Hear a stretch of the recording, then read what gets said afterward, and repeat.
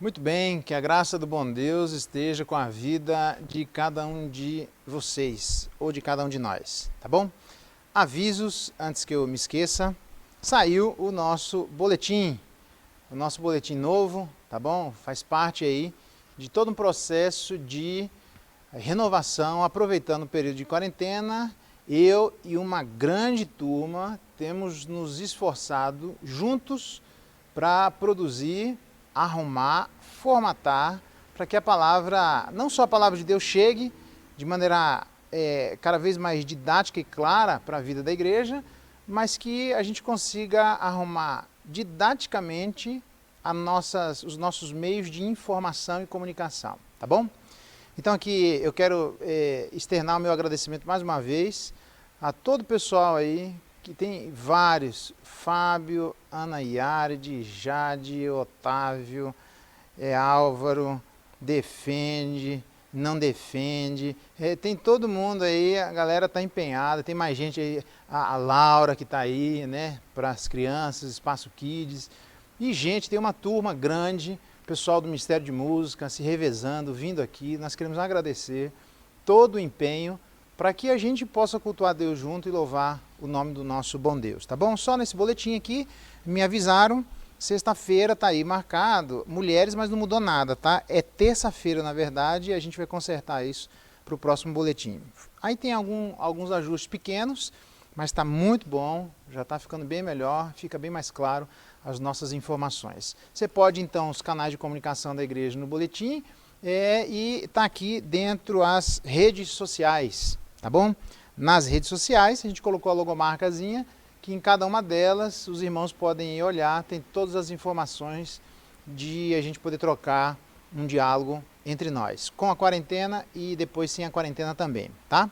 Sexta-feira agora eu vou tentar uma live às 20 horas, os irmãos, por gentileza, aqueles que puderem, podem fazer parte lá ao vivo e eventualmente fazerem perguntas também, tá? Vou tentar ou pelo Facebook, ou pelo meu Instagram, dá uma olhadinha lá, ok?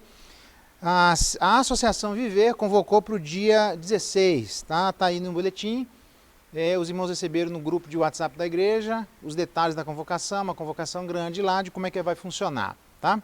Então vai ser por videoconferência, maiores informações os irmãos podem olhar nos posts que foram colocados nas mídias sociais da nossa igreja, nas redes sociais da nossa igreja, tá bom? Demais avisos, eles estão aí, se alguém tiver alguma dúvida, só ligar na secretaria da igreja, falar com a Patrícia, ou pode falar diretamente comigo ou algum presbítero da igreja, tá? Deus abençoe profundamente e ajude a cada um de nós superar esses obstáculos do momento e todos aqueles que a gente vier enfrentar. Um grande abraço, Deus abençoe cada um de vocês. Que saudade de estarmos juntos na igreja, no mesmo espaço, louvando e adorando ao nome do Senhor. Esses dias têm sido dias de desafio para nós, mas eu louvo a Deus pela tecnologia, porque mesmo estando cada um nos nossos lares, nós podemos louvar e adorar o nome do Senhor juntos, em um só coração, em um só espírito. Eu quero convidar você nessa noite a fechar seus olhos e louvar ao Senhor, adorar ao Deus maravilhoso que tem suprido em Cristo Jesus cada uma das nossas necessidades. Vamos orar ao Senhor? Deus maravilhoso, nós te louvamos e bendizemos o teu nome. Te agradecemos por tua bondade, por tua fidelidade. Te agradecemos por tua graça derramada abundantemente sobre a nossa vida, sobre a vida da nossa família, sobre os nossos lares. Queremos, Deus amado, dizer que tu és santo, maravilhoso, e nós reconhecemos o teu senhorio sobre nós.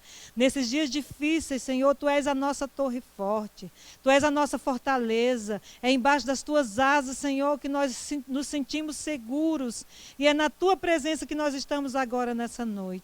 Visita, Deus amado, cada coração, visita cada família, consola, conforta, derrama esperança, Deus amado, e sobretudo, em nome de Jesus, que os nossos corações, os nossos lábios cantem louvor para glorificar o teu nome. No nome de Jesus, o nosso Salvador, aquele que ressuscitou, aquele que está vivo, aquele que está no céu preparando um lugar como prometeu, é que nós oramos. Amém.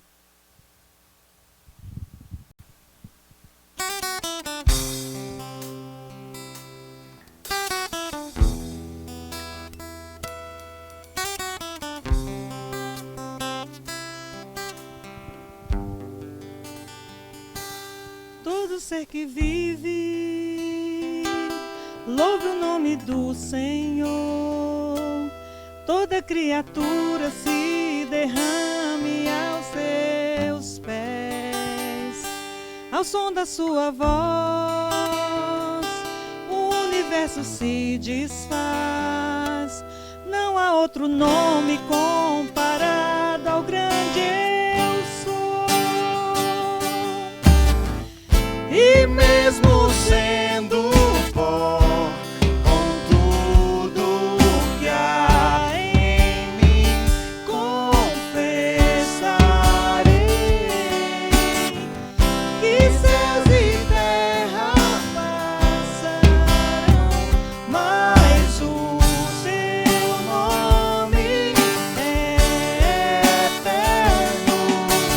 todo joelho dobrará ao ouvir teu nome, teu santo nome.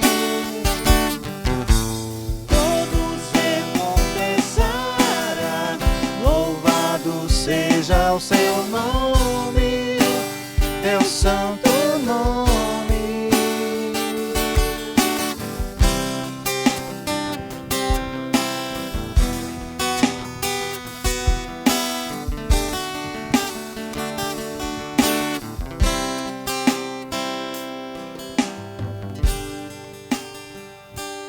todo ser que vive, louve o nome do Senhor. Toda criatura se derrame aos seus pés. Ao som da sua voz, o universo se desfaz. Não há outro nome comparado ao grande eu sou. E mesmo sendo pó, com tudo que há em mim, confessarei que céus e terra passarão, mas o teu nome é eterno. Todo joelho Dobrará ao ouvir teu nome, teu santo nome. todo ser confessará, Louvado seja o teu nome, teu santo nome. Todo joelho dobrará ao ouvir teu nome, teu santo nome. todo ser Confessará, louvado seja o teu nome, teu santo nome.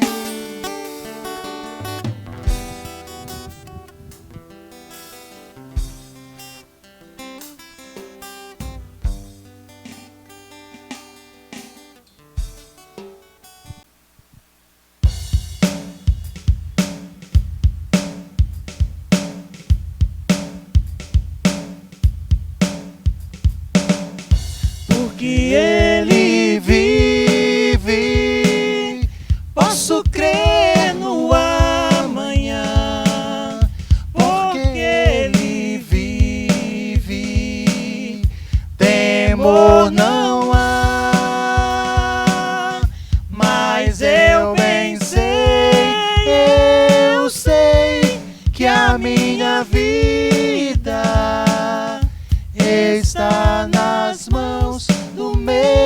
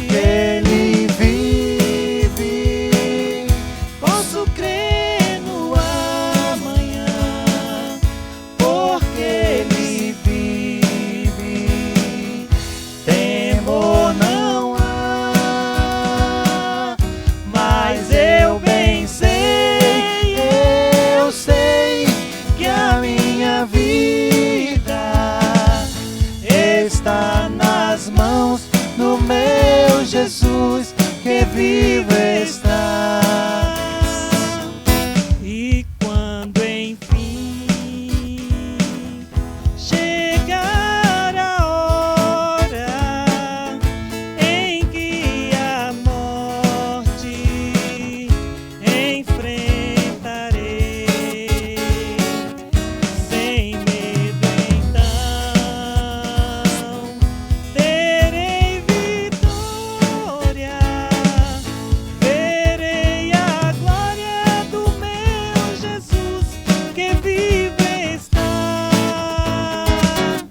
porque Ele vive, posso crer no amanhã, porque Ele vive, temor não há, Mas eu bem sei, eu sei que a minha vida está nas mãos do meu Jesus que vive está. Porque Ele vive, posso crer no amanhã, porque Ele vive, temor não há. Mas eu bem sei, eu sei que a minha vida está nas mãos do meu Jesus que vive está.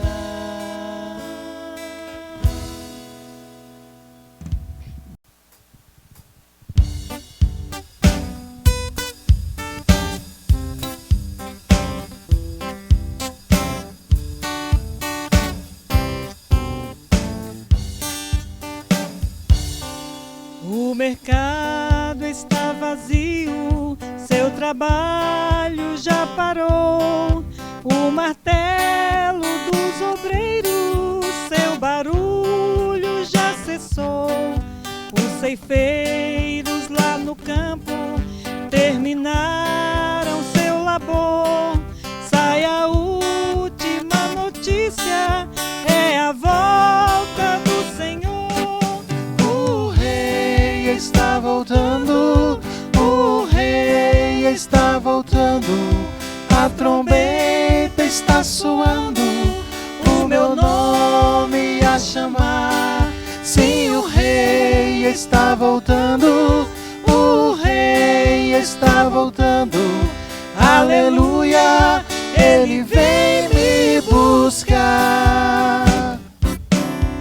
Os vagões de trens vazios passam ruas, quarteirões, aviões sem seus pilotos voam pra destruição. A cidade está deserta, sua agitação parou. Surge a última notícia, Jesus Cristo já voltou. O rei está voltando, o rei está voltando, a trombeta está soando, o meu nome a chamar. Sim, o rei está voltando, o rei está voltando, aleluia, ele vem me buscar. O rei está voltando, o rei está voltando, a trombeta está soando, o meu nome a chamar. Sim, o rei está voltando, o rei está voltando, aleluia, ele vem me buscar.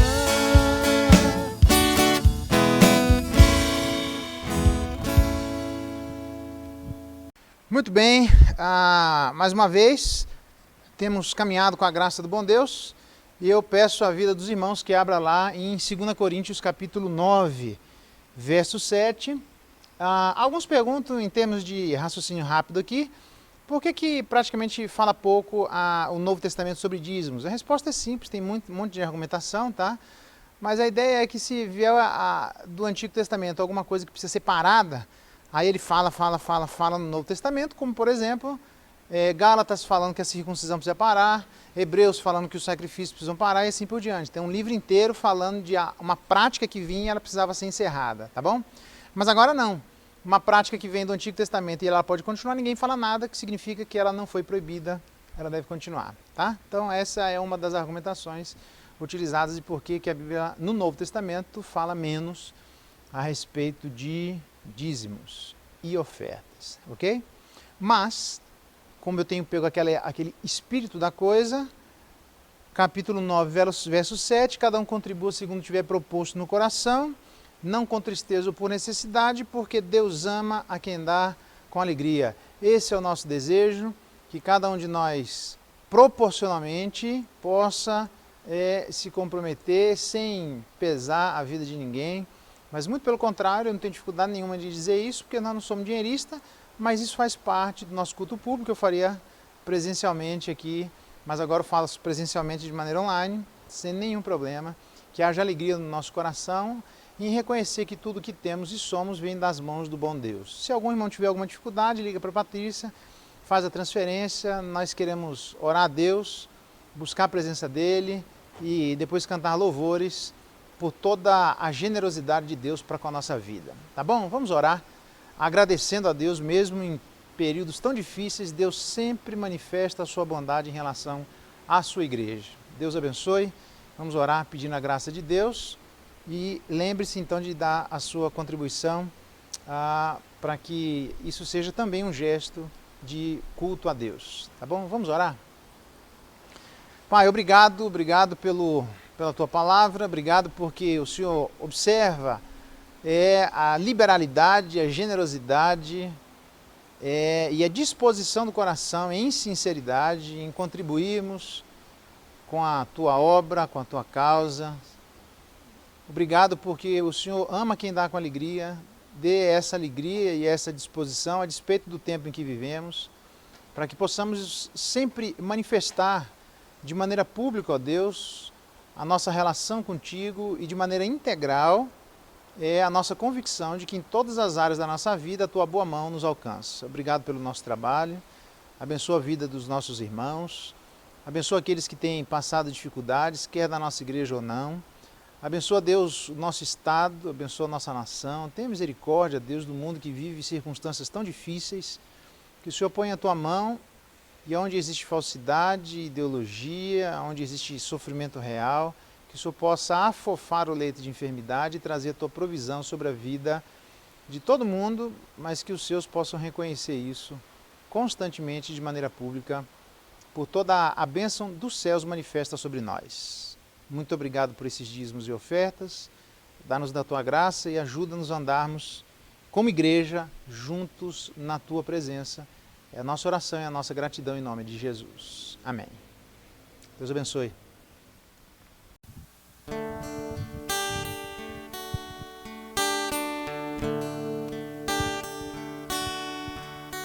Por tudo o que tens feito, por tudo o que vais fazer, por tuas promessas e tudo o que és, eu quero te agradecer com todo o meu ser. Te agradeço, meu Senhor. Te agradeço, meu Senhor.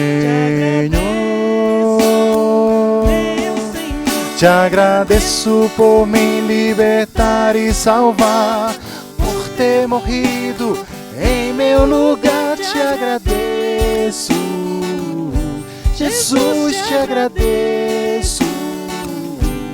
Eu te agradeço, te agradeço.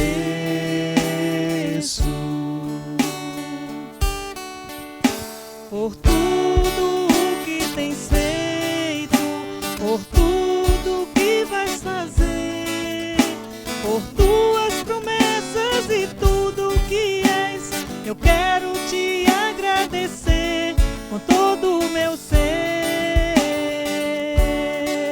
Te agradeço, meu Senhor.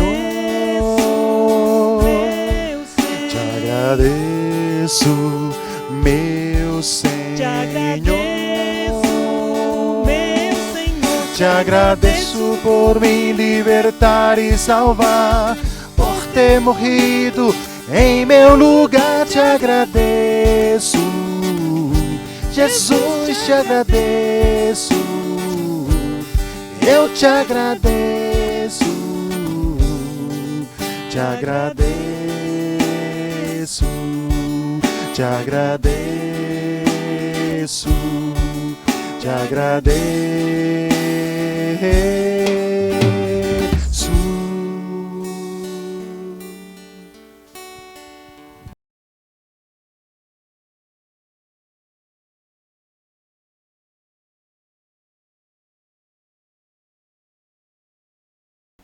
Louvado seja o nome do nosso bom Deus. Abra sua Bíblia lá em Êxodo capítulo 12, verso 50.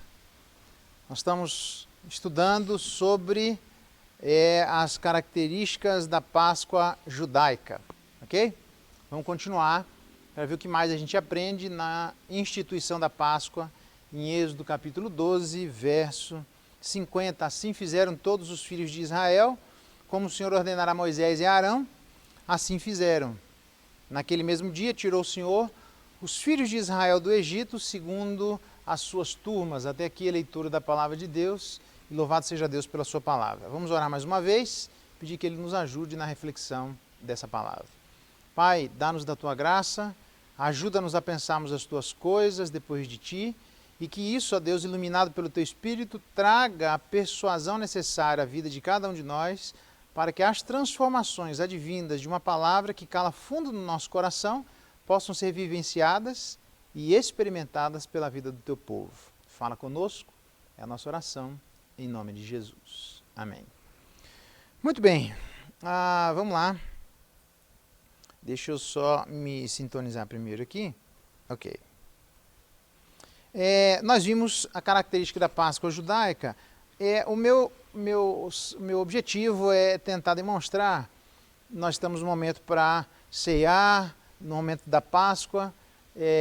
Na verdade, o cristianismo é um cristianismo judaico-cristão, mas a Páscoa, a ceia, ela encontra ressonância, raiz, em elementos quando ela foi instituída em Êxodo capítulo 12, e que há elementos ali, obviamente, subjacentes, que permaneceram para o Novo Testamento na comemoração da Páscoa, ok?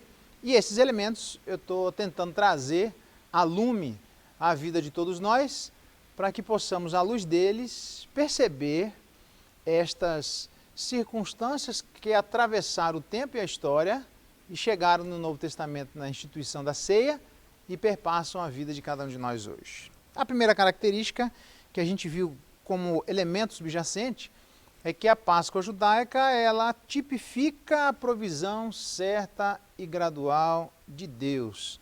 Está lá em Êxodo, capítulo 12, verso 15. Dá uma olhadinha lá. Êxodo, capítulo 12. Peraí. Isso. 7 dias comereis pães asmos. Logo ao primeiro dia tirareis o fermento da vossa casa. Verso 17, ele diz: guardai, pois, a festa dos pães asmos, porque nesse mesmo dia tirei vossas hostes da terra do Egito. Verso 19, não se ache por 7 dias nenhum fermento nas vossas casas. Seria o pão levedado, né? Qualquer que comesse do pão levedado seria eliminado do povo de Israel.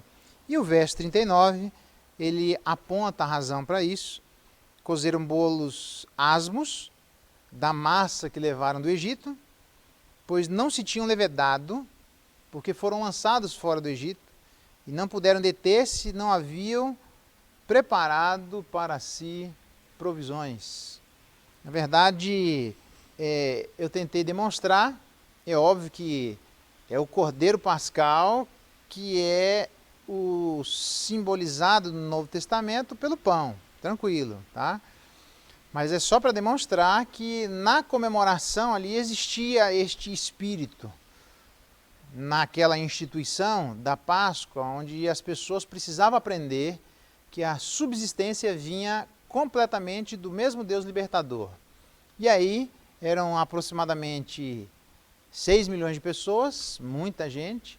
Houve uma incredulidade grande, 1.200.000 pessoas foram morrer durante 40 anos, o que demonstra que essas pessoas, mesmo durante 40 anos, elas não acreditavam que Deus era capaz de sustentá-las, dada o ambiente inóspito e hostil que eles passavam no deserto.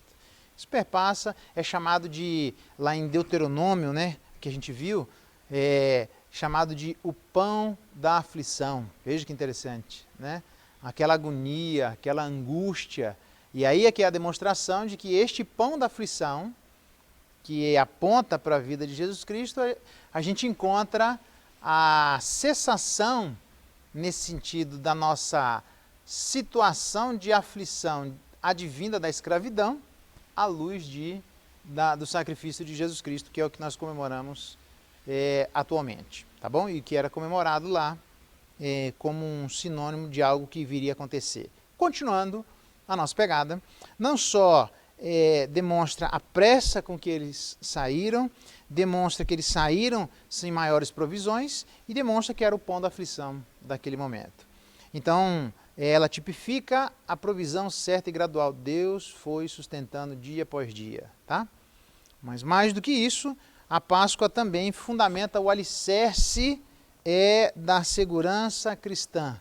Êxodo, capítulo 12, verso 13. Êxodo, capítulo 12, verso 13, diz assim: o sangue vos será por sinal nas casas em que estiverdes.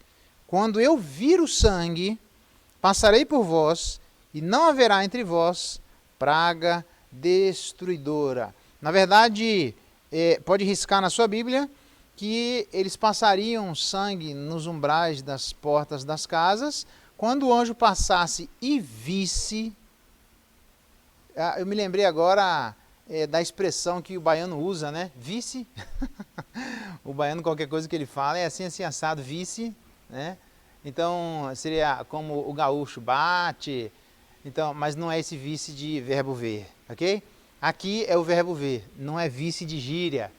Se o anjo só enxergasse o sangue nos umbrais da porta, seriam mais do que suficiente para ele passar por cima. O que significa que a segurança da não morte na vida de cada um deles era uma segurança advinda do sangue. Não era algo que eles fizeram, não era o fruto do trabalho deles, não era obrigatoriamente advindo das suas boas obras, não era da moralidade de cada um deles, não era nem da moralidade individual e nem muito menos da moralidade coletiva. Pelo contrário, o sangue é o único e sempre foi o único fundamento para que no dia da ira, da qual ela irá se manifestar, quando o nosso Deus voltar para acabar com a história do jeito que nós a conhecemos e um novo e definitivo capítulo se iniciar, ele vem em ira. É por isso que a Bíblia diz que o Cordeiro de Deus nos livra da ira vindoura. É o sangue do Cordeiro, não é o nosso sangue. Na verdade, é o que Jesus Cristo fez na cruz do Calvário, não é o que nós fazemos.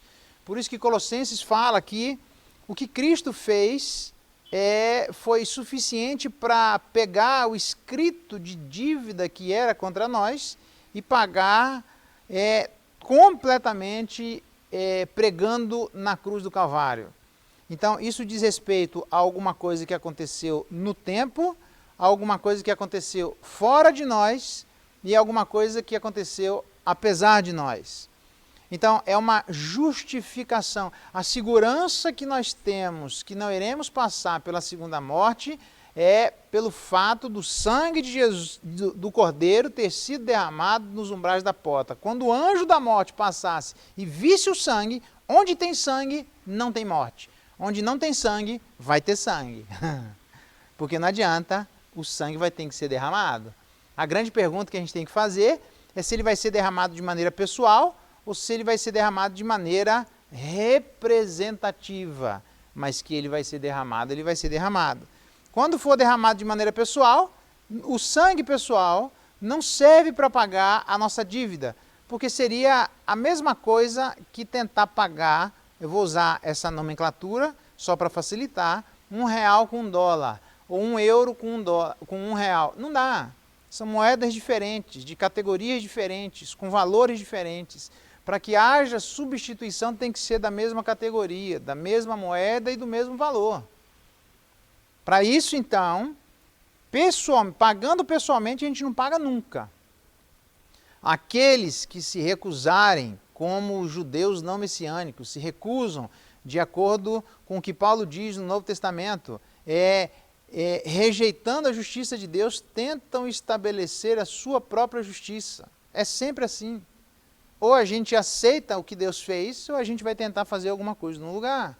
Não vai dar certo, porque Deus só aceita um sacrifício perfeito, sem mácula, sem ruga, absolutamente sem pecado. E não existe ninguém, além de Jesus, o Cordeiro de Deus, que tira o pecado do mundo, que disse: quem de vocês me convence de algum pecado? Então, olhando para o verso 13, onde ele mostra que se visse já seria suficiente, a razão da segurança cristã, a razão da segurança dos judeus, a razão de qualquer pessoa para não passar pela morte, ou passar pela não morte, né? Passar pela morte, a segunda morte, para não passar por ela, a única razão é o sangue do Cordeiro derramado.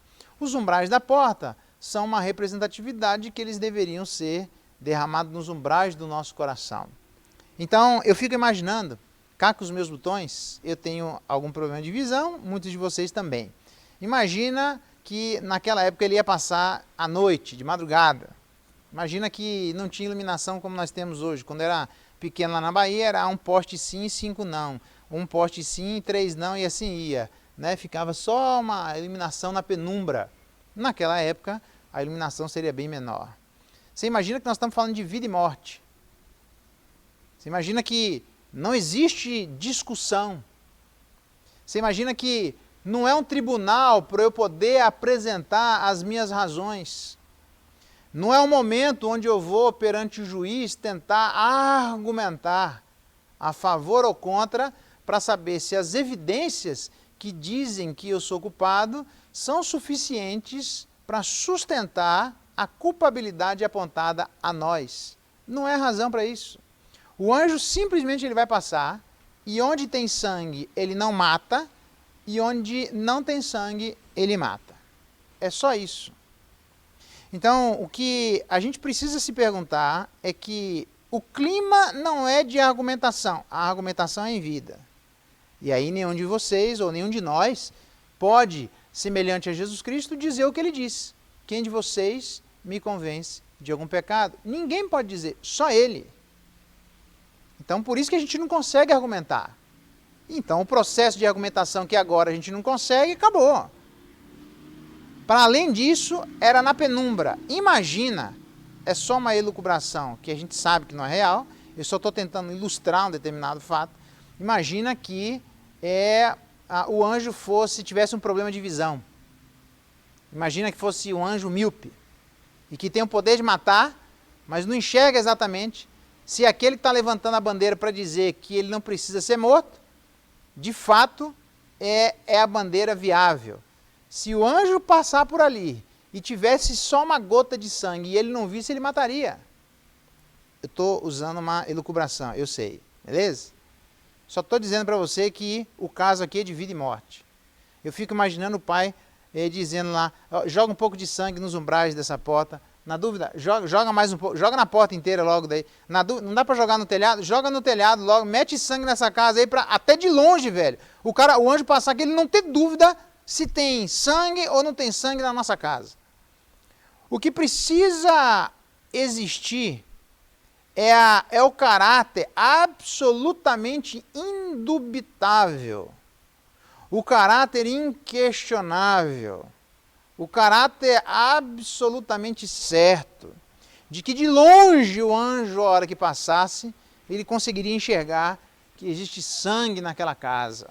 A grande pergunta é que, transpondo isso para a nossa vida, para participarmos da ceia, nós não podemos ter um compromisso com Jesus Cristo semelhante àquele de Pedro antes da ressurreição de Jesus.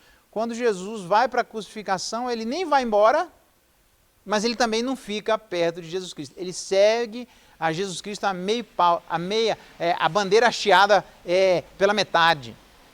Nem está lá e nem está cá. O cara fica... E aí quando pergunto, na dúvida, se é um seguidor dele, eu falo, nunca vi mais gordo, não sei de nada, não vi, não sei, não conheço e não tenho raiva de quem conhece. Então não dá. Ou a gente tem uma relação clara e pública com Jesus Cristo, para quando o leão da tribo de Judá voltar, só de olhar ele percebe e nós estamos livres, ou a gente corre um risco muito grande de não manifestarmos no presente momento, usando a oportunidade que Deus dá para demonstrar nossa relação pública com o derramamento da cruz do Calvário a favor da vida de cada um de nós. Então este é o meu primeiro desafio. O sangue é o fundamento e é o alicerce da segurança cristã. O fundamento ou o alicerce da segurança cristã. Quando o anjo visse o sangue, já está justificado. Ninguém vai para o céu por outra razão a não ser o derramamento do sangue de Jesus. Porque sem derramamento de sangue não há remissão, diz o autor aos Hebreus. É o Cordeiro de Deus que nos livra da ira vindoura. Aquele que não acredita no Cordeiro de Deus não precisa ser julgado, porque ele já está julgado e sobre ele permanece a ira de Deus, é o que disse João lá nos Evangelhos. Ok? Então, lembre, não só a Páscoa tipifica a provisão certa e gradual de Deus, mas também a Páscoa é uma demonstração da segurança, do que é o alicerce da segurança cristã. É Ele e não nós. Então, por conta disso, alguém pergunta, você vai para o céu? Vou. Aí a pessoa diz, nossa, que arrogância, você é o cara. Eu falei, não é. É por causa do que ele fez e não do que eu fiz. É por causa da competência dele e não da minha falta de competência. É por causa da habilidade dele e não da minha falta de habilidade. É por causa do sangue dele e não por causa do meu. Então são coisas que aconteceram fora de nós. É Jesus, o Cordeiro de Deus, que tira o pecado do mundo. Fica aqui, então, o desafio, não só para revermos se nós estamos orando todo dia baseado na segurança de que Deus sustenta gradual e certamente a vida de cada um dos seus, e eu preciso orar todos os dias, colocar a vida de meus irmãos e assim por diante, mas também se existe no meu coração o compromisso público para eu aceitar a justiça dele, obviamente eu tenho que rejeitar a minha própria ou de qualquer outra. Eu tenho que reconhecer, eu e você, a nossa falência espiritual, ok? Nós somos uma empresa falida. É por isso que o sangue dele tem eficácia e não o nosso sangue. É por isso que ele precisou vir, porque se o nosso sangue tivesse algum valor, ele não precisava vir.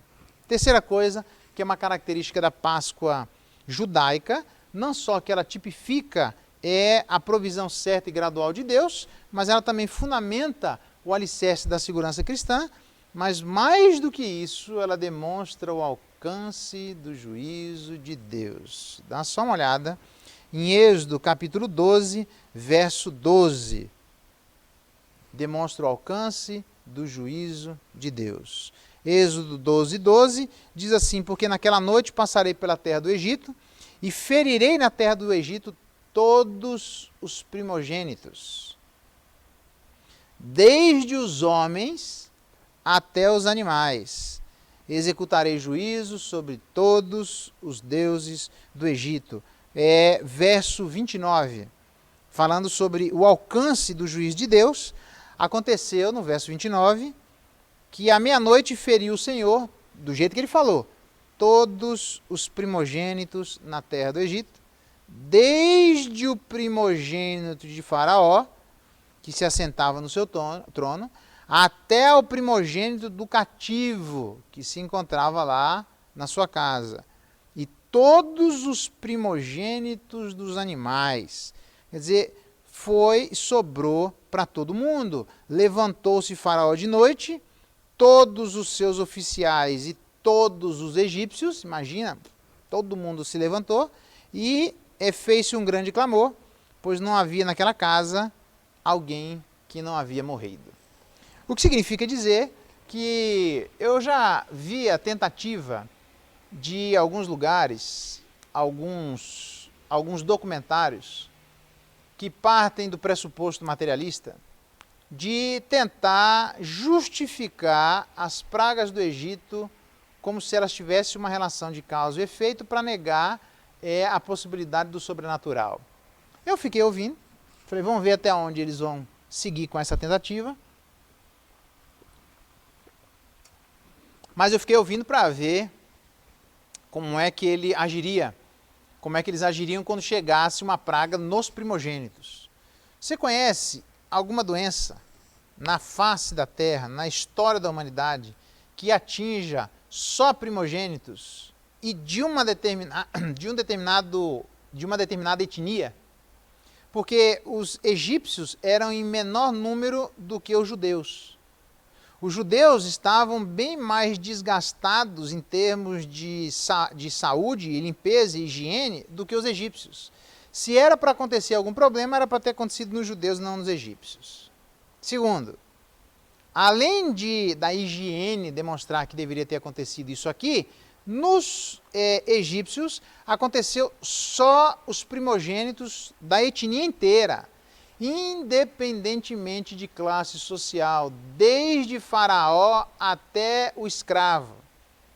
Para além disso, pegou no mesmo período histórico, não só os primogênitos de uma etnia que era mais higiênica, mas em menor número, pegou também os primogênitos dos animais. Fala para mim, aí nesse mesmo tentativa de explicitação à luz de um lugar material, do materialismo, eles colocaram que, quando chegaram na praga dos primogênitos, que eles não haviam como explicar, porque não há nenhum precedente histórico para isso. A verdade é que isso é uma demonstração de que não existe um lugar seguro à vida de quem quer que seja capaz de nos livrar da ira de Deus. A ira de Deus pega todo mundo, irmãos. Não importa qual é a renda financeira da família. Não existe isenção de imposto de renda espiritual. Ou você deve, ou você não deve. Ou alguém paga, ou você vai ter que pagar. Olha só que interessante, em Obadias, pode abrir lá, em Obadias capítulo 1, só tem um capítulo, na verdade, né? Verso 4, olha que interessante. Aqui ele está demonstrando a arrogância dos edomitas, onde no verso 3 ele diz: a soberba do teu coração te enganou, ó tu que habitas nas fendas das rochas, na tua alta morada, e dizes no coração, olha o que os camaradas achavam, como tem muita gente que acha até hoje. Quem me deitará por terra? Aí diz o Senhor, se te remontares como águia e puseres o teu ninho entre as estrelas, de lá eu vou te derrubar, diz o Senhor. Porque os camaradas achavam, os edomitas, que à luz da sua riqueza poderiam construir determinados lugares que pudessem dar a ele ou a eles algum tipo de privilégio que somente quem tem dinheiro poderia ter, e eventualmente Deus chegando sobre a face da terra, se é que ele existisse, mas se ele chegasse para cobrar, nem ele fosse capaz de chegar até lá. E Deus diz, você pode colocar o seu ninho entre as estrelas, eu derrubo você de lá. E aliás, ele fez isso com outro camarada, está lá literalmente em Isaías. Abra sua Bíblia lá em Isaías capítulo 14. Isaías capítulo 14. Olha o que ele diz. Aqui é uma profecia, esse é o erro da vida das pessoas, de não entenderem para quem é feita essa profecia. Isaías 14, verso 4. E então proferirás este motejo contra o rei da Babilônia, e dirás, como cessou o opressor, como acabou a tirania. E agora o rei da Babilônia era esse tirano, e a profecia era em relação a ele. Então a profecia em relação ao rei da Babilônia, que era nababesco, poder enorme, uma quantidade de riqueza que humanamente ele era... O juízo e a lei não alcançava. Verso 11, derribada está na cova a tua soberba. Verso 13, mas tu dizias no teu coração, eu subirei ao céu, acima das estrelas de Deus exaltarei meu trono, é o que ele achava no coração dele, e no monte da congregação me assentarei, nas extremidades do norte. Subirei acima das mais altas nuvens e serei semelhante ao Altíssimo. Na verdade, isso é uma demonstração deste tipo de pensamento que se passa na vida de muitas pessoas que têm muito dinheiro, que têm muito poder, e têm muita capacidade de se manter distante da lei, que compra e que corrompem os agentes do direito, que aquelas pessoas que são os trabalhadores do direito são alvos fáceis da vida destes camaradas que tentam insistentemente fazer com que eles façam vistas grossas. E aí ele diz, olha, comigo não funciona desse jeito. Volta lá para Êxodo, capítulo 12, verso 33 em diante. Comigo não funciona desse jeito, porque se você construir a sua casa no ninho e nas estrelas, eu derrubo você de lá. Se assim como o rei da Babilônia achar que vai construir um lugar acima do Deus Altíssimo, Deus diz, eu derrubo você de lá. Cessou o opressor, cessou aquele que se colocou longe da ação humana, porque Deus, com a sua mão, atinge a vida de todas as pessoas. A ceia é o melhor jeito de reconhecermos, a despeito da classe social em que nos encontramos, hoje, das nossas limitações, da nossa incompetência, e nos humilharmos perante a poderosa mão de Deus. E não fazer como muitos ricos fazem, por isso que o próprio Jesus Cristo disse. Aqueles camaradas que é impossível para um rico entrar no reino dos céus, mas para Deus nada é impossível. Paulo fala a Timóteo, exorta aos ricos do presente século que eles não confiem na instabilidade das riquezas. Pelo contrário, que eles possam confiar no Senhor. Então, o desafio da Páscoa é o desafio de nós nos enxergarmos. Qual é a classe social que você ocupa hoje? A mão de Deus chega até você e chega até a mim. Não há lugar seguro na face da terra para nos livrar da mão de ira de Deus, a não ser debaixo das asas do Altíssimo. A não ser que reconheçamos o sacrifício de Jesus sobre nós. A não ser que nos umbrais das portas do nosso coração possamos colocar o sangue de Jesus. Comprar as vestiduras brancas de Jesus de graça. Sem dinheiro e sem preço. De graça. Reconhecendo quem somos, reconhecendo quem Ele é. E aí a Bíblia diz que àqueles que fizerem isso, Deus vai dar o poder de serem feitos filhos de Deus, a saber, aos que creem no seu nome. Então o desafio da Páscoa é prestarmos atenção ao lugar em que nós nos encontramos. Se é um lugar de classe social que tem gerado uma falsa segurança, que tem gerado uma falsa tranquilidade, que tem gerado uma falsa esperança. Os profetas foram condenados porque Deus diz a eles assim, ai de vocês que tentam consolar o povo com vãs esperanças, dizendo paz, paz, quando não existe paz. Irmãos, só existe paz entre os seres humanos e Deus através do sangue de Jesus. A pergunta clara para todos nós é: quem é Jesus?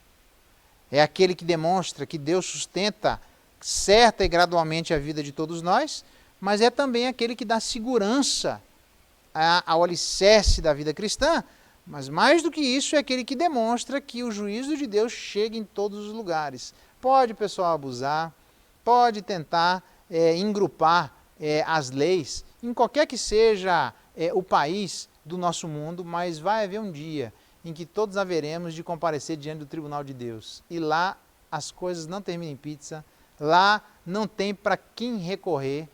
O nosso advogado é Jesus, e a hora de recorrer se chama hoje. Ok? Então, ele tipifica a provisão certa e gradual de Deus, fundamenta o alicerce da vida cristã e demonstra o alcance do juízo de Deus. Por último, Êxodo capítulo 12, verso 30.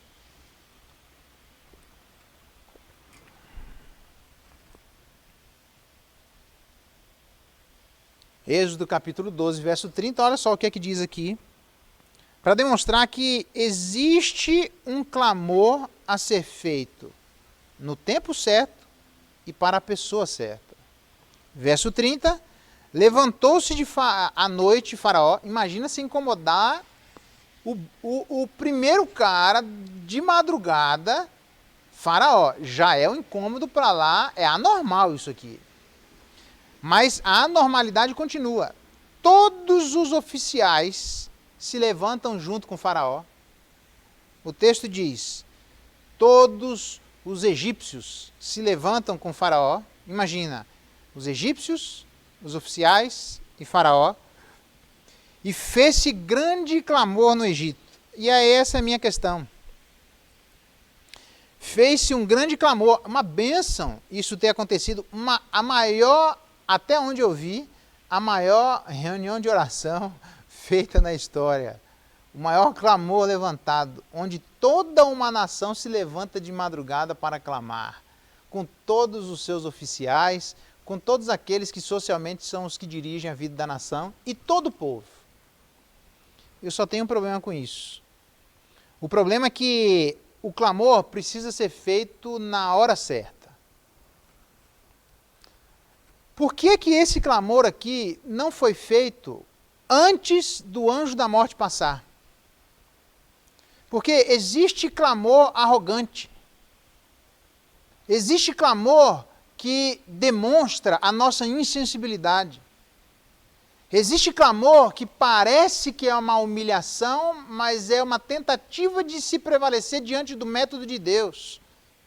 Existe um clamor que aponta o real estado do nosso coração. O clamor está correto, mas a hora está absolutamente equivocada. Nas 10 pragas, nos 10 momentos em que Moisés chega até ele e diz, deixa aí meu povo, e o cara diz a Bíblia que endurece o coração. O cara diz que tenta peitar a Deus na história. Mesmo os magos dizendo, depois do segundo milagre, falando quando Moisés estava se identificando a Faraó, quem era Deus, e no terceiro, os caras disseram a Faraó, isso nós não podemos imitar, porque é o dedo de Deus. Até ímpio reconheceu que Deus de Moisés era absolutamente superior àqueles deuses que na verdade não eram deuses. Não era gente viva. Era só uma criação da mentalidade deles. Então, a despeito deste reconhecimento, eles tiveram tempo para isso. Mas aqui é o tempo inadequado. Por isso é que a Bíblia chama, lá na frente, em Jeremias capítulo 46, fala que Faraó foi chamado de espalhafatoso porque deixou passar o tempo oportuno.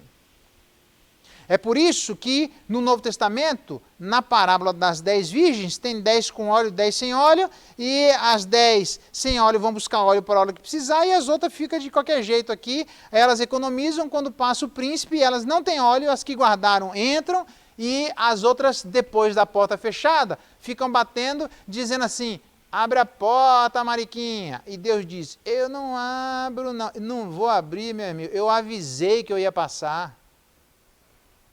Não é à toa aqui em Amós, desde madrugada até o entardecer, durante 23 anos, Deus está dizendo, eu vou passar com a ira, arrepende e muda o coração de vocês. E os caras achando que Deus não é tão assim, será que ele vai fazer mesmo? Empinando o nariz. Depois que Deus passa, depois que a ira se manifesta, depois que já não há mais o que ser feito, porque Deus está avisando o que ele vai fazer antes de ele fazer, aí não adianta chorar o leite derramado.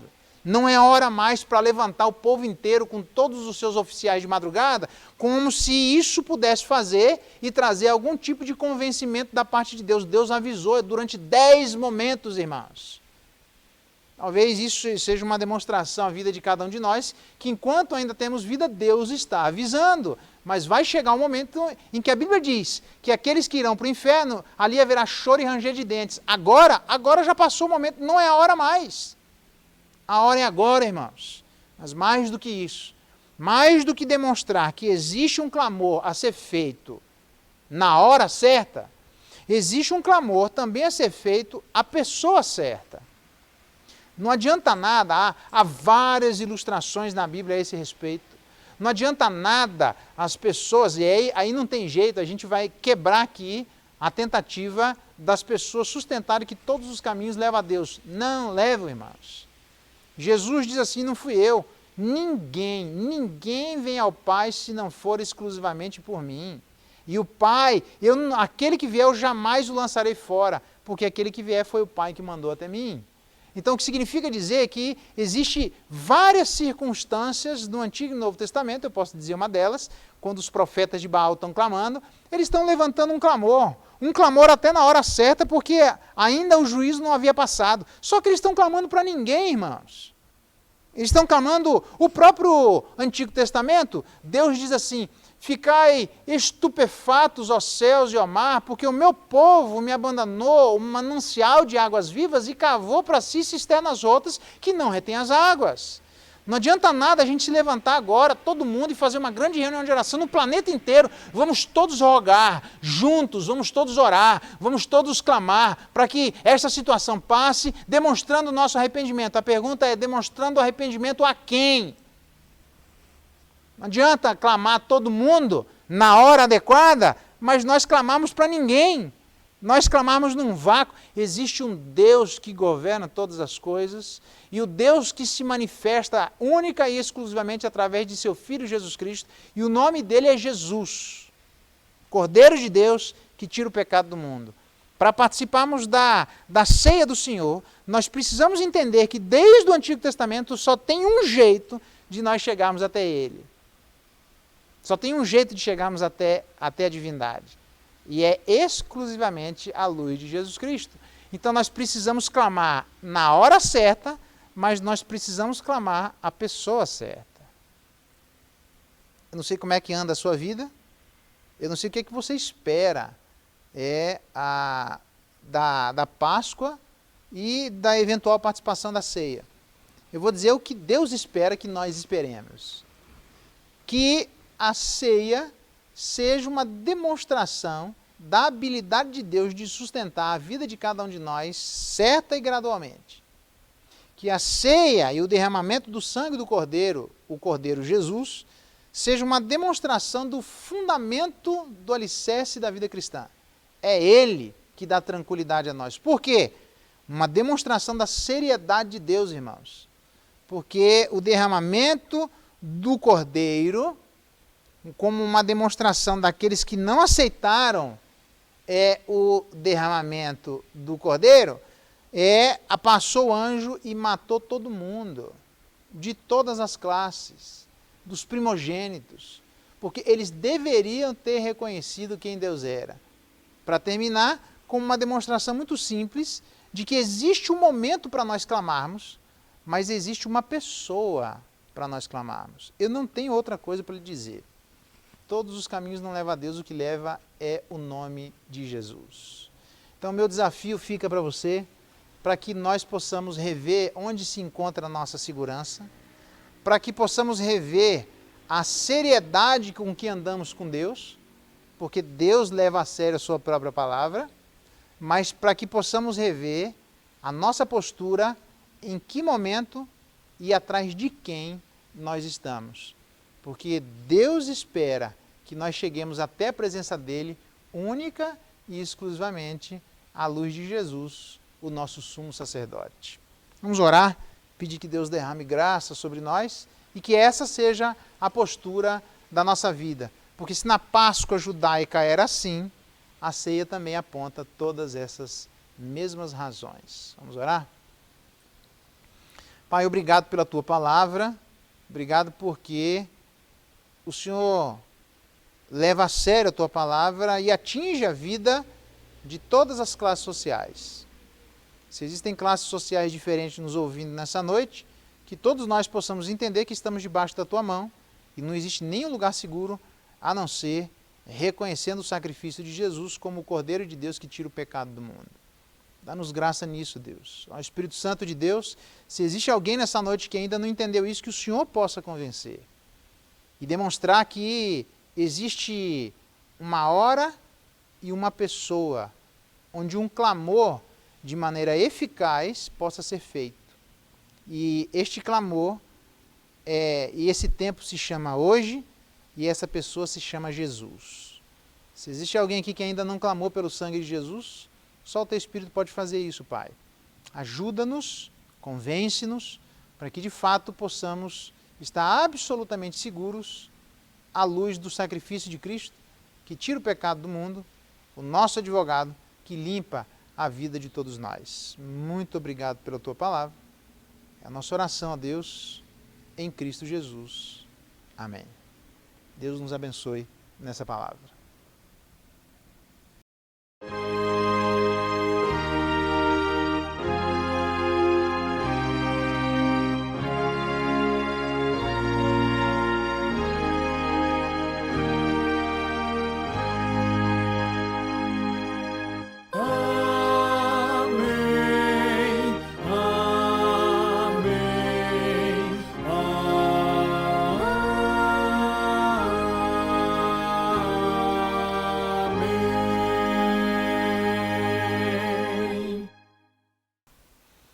Deus abençoe, que Deus dê graça.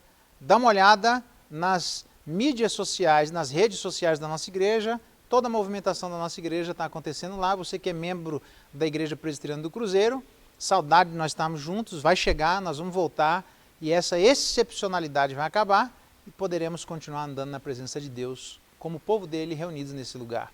Um grande abraço para você, Deus abençoe e uma ótima semana. Tchau.